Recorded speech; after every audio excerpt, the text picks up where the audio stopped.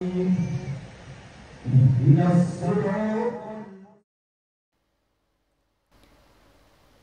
Gubernur Sumatera Selatan Agus Patoni bersama PJ Wali Kota Palembang Ratu Dewa melaksanakan sholat Idul Adha bersama warga Palembang di Masjid Agung Sultan Mahmud Badarudin Joyo Wikromo, Palembang.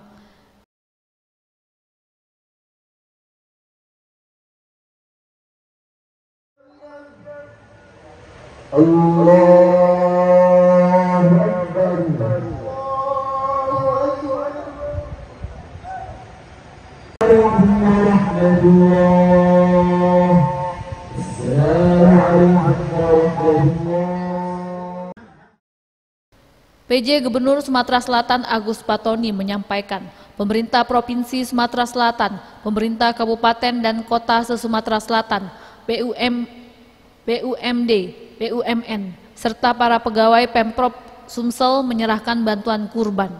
Penyerahan bantuan kurban diberikan berbarengan secara resmi dalam gerakan berkurban serentak se-Sumatera Selatan.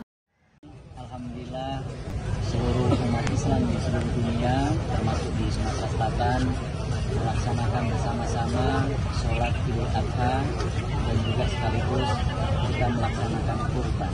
Sumatera Selatan tahun ini kita menggelar kegiatan gerakan serentak berkurban serentak se-Sumatera Selatan. Jadi gerakan berkurban serentak se-Sumatera Selatan. Gerakan ini merupakan gerakan bersama-sama yang dilaksanakan oleh pemerintah provinsi dan kabupaten kota dan seluruh masyarakat.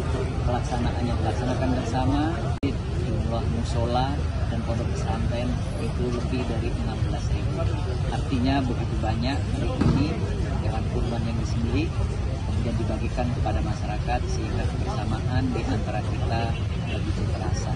Di sisi lain ekonomi juga bergerak. Kemudian masyarakat juga bisa menjual hewan kurbannya, lain juga kita bisa meningkatkan gizi masyarakat. Ini makna yang begitu besar dalam Idul Adha dan berkurban ini. Mari kita juga laksanakan terus semangat berkurban untuk kebaikan, berjuang untuk kebaikan dengan penuh kesabaran dan keikhlasan. Tim Liputan Sriwijaya TV.